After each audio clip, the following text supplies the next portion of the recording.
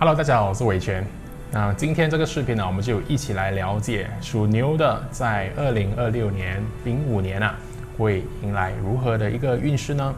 首先我们可以看到呢，它有的一个吉星是非常非常好的龙德。那这个龙德它的一个效果呢，是当你遇到危机或者一些比较大的挑战的时候它是可以帮你逢凶化吉的吉星那大家听到这样子的一个吉星的时候，可能不要高兴得太快，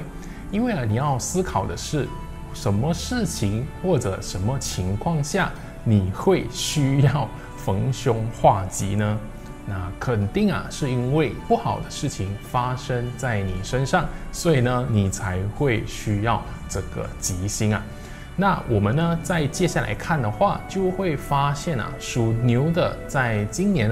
为什么会有这样子的一个情况呢？是因为它有的两个吉星呢是紫微还有国印。那这两个吉星都代表的是你的权力和地位都会得到很大的提升那我们呢，平常呢会认为地位提升或者呢有更大的权力的时候是一件好事，是吧？它同时也代表的是有很多的事情、很多的责任都会加负在你身上。你呢需要成为承担责任、承担问题、去解决问题的那个人那所以呢，如果你在今年呢要用得很好这些吉星的效用的话，你呢绝对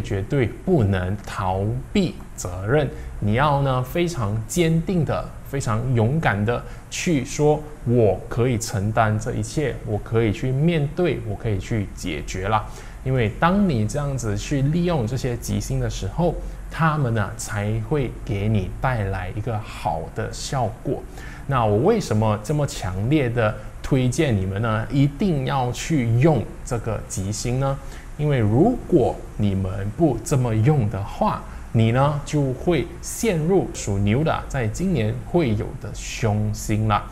Hello， 大家好，我们1年1度的启动工作坊又回来啦。那今年呢会是非常非常特别的一年因为我们呢是火马年。那在这个火的能量非常非常强烈的一年里面呢，到底又会迎来如何的一个运势？那我们在这个工作坊会来跟大家分享这一整年我们的一个运势会是如何？那我们要怎么通过八字、风水还有奇门的方式呢，来最大化我们今年呢可以带给我们的一个机会？同时呢，我们也要避开我们这一年呢可能会引爆的一些问题那这些问题到底是什么呢？那记得就要来我的工作坊，我会一一跟大家来分析啦。那我们活动报名的详情呢，可以在我这个荧幕上的这个 QR code 或者呢那个连接都可以直接报名。那时间呢是我们2026年的1月10号还有11号，时间是早上的11点到1点。那非常期待呢可以在这个工作坊见到各位啦。那我们线上见。那首先呢，我们可以看到属牛的在今年有的凶星是岁煞、天煞这两个。那这两个呢主要都是在谈问题、挑战。天煞呢谈的是一种突然的意外，好像从天而降的一个意外这样子啦，就很多呢是不在你掌控里面的一些事情或者突发状况呢都会发生。那这个时候你呢就很多时候会被摆入一个情况，你呢是需要勇敢的站起来，然后呢去解决的那一个人那如果你不愿意做这样子的一个身份，不愿意成为这样子的一个人的话，你呢就会被所有的这些问题呢重重的压垮啦。那接下来呢，它继而呢就会引发这两个凶星，就是暴败还有天恶。那暴败呢谈的都是当你赋予很多责任，当你赋予一个很高的地位的时候那如果你只是站着那个位置，然后你不做相对应的事情，你呢只是觉得我身份我地位比别人高，但是呢我还是什么都不要做，我什么都不要承认，然后呢到处只是用你的这个身份去压制别人，去让别人听从你服从你的话，那这个暴败就会容易发生在你身上了。那这个暴败呢代表的是会有人要去背叛你，尤其呢是当你用你的地位你的身份去让别人服从你的时候，但是呢你本身又没有以身作则去表现出这种领导或者领袖的一种特质的时候那别人呢就会做很多的事情呢要让你失败，他会来破坏你，他要让你呢从很高的一个位置突然间被拉到最低去，所以你会变得好像突然间遭受一个非常大的打击还有失败这样子了。那天二呢很多时候就是讲你在经历这个暴败的时候，你的情绪呢非常非常的陷入低谷你的情绪好像崩溃的一个情况啦。所以呢为什么我在讲吉星的时候都非常大力的鼓励大家呢一定要去用好这个吉星的一个效果，而不要只是当做一个让自己很舒服很轻松的一年因为呢如果你只是站着那个位置，但是你不去做事情的话，那这些凶星呢就会很容易的发生在你身上我们属牛呢在今年也是犯太岁的一个生肖，那它跟太岁的一个关系是所谓的相害。那这个害呢很多时候代表的是一种陷害或者迫害这样子的情况。那我们首先要理解的是这个害呢是从哪里来，在八字的一个理论里面这个害呢很多时候是关系到如果一方呢他的地位他的身份比较高的时候，他很容易呢都会被低于他的身份地位比较低的人所陷害。所以呢结合属牛的在今年你们有的这些吉星跟凶星是非常的契合的一个情况啦。所以呢当你坐上那个位置，你有那个权利你有地位的时候，你还是非常的嚣张，只是仗着那个身份去显你的威严，但是你从来呢不做任何实质的一个事情的话，在你下方那些人呢全部都会来陷害你啦。那同样的，如果你只是一个低阶的员工，或者呢你上边有很多个老板，那今年呢其实它会有一个逆转的效果啦。那它代表的是说你的上司呢反而是会变成被陷害的那一方啦。那谁去陷害呢？那个人就是你啦。OK， 那所以呢我们当然不是说你就要去陷害你的老板或者你的上司，只是呢他会有一个好像权力的扭转，因为你之前都是在下边的那个人，那你今年呢很有可能会扭转，你去上到上边，那你的老板呢反而因为他做错某一些事情，某一些情况发生，导致他的身份地位呢扭转到下方去，他反而变成好像需要听从你的指示啦。属牛的在今年非常非常重要的是，无论任何事情，无论是在工作、家庭还是你的人生，你的首要任务需要非常明确的知道自己呢是什么身份，然后呢你要做什么事情，你呢就要去面对它，去承担起这个责任，不要逃避。那属牛的今年最糟糕的策略就是逃避。当你逃避的时候，那所有的凶星就会发生在你身上那所以呢记得不要逃避。那第二个呢是你们因为突然间有很多的权利还有很多决定权在你们的身上，所以呢你可以去决定呢把很多事情都导向正面的结果啦。那之前呢可能很多情况呢是别人帮你决定，你没有一个主导权，但是在今年啊，你会有很多的机会呢来问你呢要让这个事情呢往哪里去发展。那如果啊你本身呢在过去呢都不习惯去做决定，或者呢掌握这种所谓的大权的话，那可能在今年呢你会感觉比较压力，比较不轻松一点点啦。但是呢，我觉得这些呢都是可以被训练的。那你只要让自己啊习惯做决定，那你可以花一点点的时间去思考、去分析，然后再做一个决定。但是啊，绝对不要避而不谈。我也会建议啊，今年呢，你们要凡事低调的做人或者做事，因为你们今年有的这个伤害啊，如果你们是采取一种非常高调、非常大的一个排场去做一些事情的话，那别人呢就会特别容易想要去针对你，或者呢去陷害你。所以你在今年啊，专注的就是我们只谈结果，我们只谈要完成什么事情，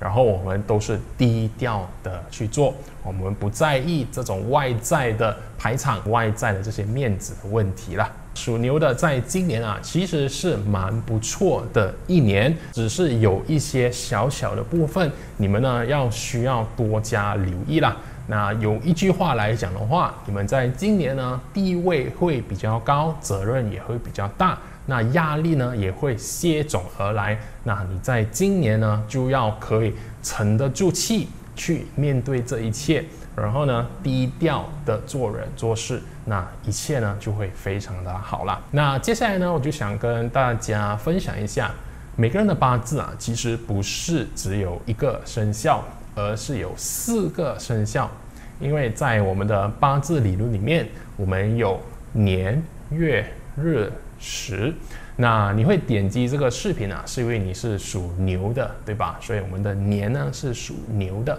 但是呢，我们的月、日、时啊，其实都有它们相对应的一个生肖。我们啊就要用这个八字的软件排出你的八字，你就可以知道自己其他的这些生肖是什么了。那为什么我们需要看4个生肖呢？是因为啊，我们每一个部分的生肖，它其实所代表我们人生的部分啊是不一样的。那接下来呢，我就会按照这4个不同的部分，如果是属牛的话，我们来一起看它会产生一个怎样的影响啦。那首先呢，如果是年份属牛的，那年份呢，代表的是一个人啊，他最外在的部分，所以呢，是我们的朋友圈子啊，我们的社交，或者我们所处一个非常大的行业。那在今年呢，你会遇到呢很多人呢来指示你做事，你的朋友圈跟你没有太多交际的一些同事啊，他们呢突然间掌控了一些大权，就因为得到这个紫微还有国印这样子的一个加持下，他们突然间身份地位变得很高。那所以呢，在这一年啊，你需要沉得住气，因为呢，他们可能啊时常都来指示你去做不同的事情，或者来纠正你啊这个部分做得不好，那一边做得不好。那你在今年呢，就要避免跟他们有无谓的争执。那你这样子避免的时候啊，其实呢，你就是把自己的这个身份地位放得比较低。如果你今年呢，可以把你的心态放成是比较低的话，你是更有优势的。你绝对先要沉得住气，先以一个低姿态去应对其他人的指示，或者呢其他人的一种权力的彰显。但是呢，到最后啊，你呢是可以扭转这个局势的，成为那个掌握大局的那个人啊。那在这个过程里面呢，你只要记得一定要专注于在做事情，我们低调的去做事，我们只注重结果，那就可以了。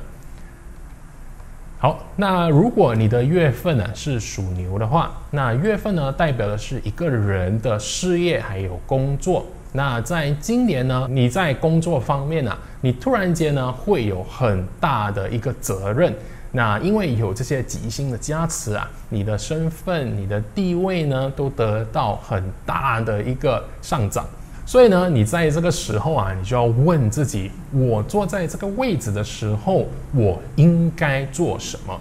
我们呢，不要只是站着那个位置，然后呢，只是去指示别人做事。我们呢，自己本身啊，也要去实际的动手做起来，或者呢，参与在工作日常的一个运作里面。那我们这样子做啊，就可以避免呢，让别人觉得啊，你上位了，或者你成为领导了，那你就只是虚有其名，或者非常嚣张，靠这身份地位来欺负人的一个人呐。我身份可能有点不一样，但是呢，我还是跟着大家一起做事情，我们还是专注在于事情的结果，有很多决定决策我们都会去做，我们都去面对的话，那你这个相害的情况啊就可以减低了。那不然的话，你只是高高在上，那肯定呢这个相害啊就会发生在你身上了。记得你要用你的实际的行动还有能力呢去说服其他人，而不是只是用一个身份地位啦。好，那如果是日啊属牛的话，日呢代表的是你个人的感情生活，还有你跟你伴侣的一个关系啦。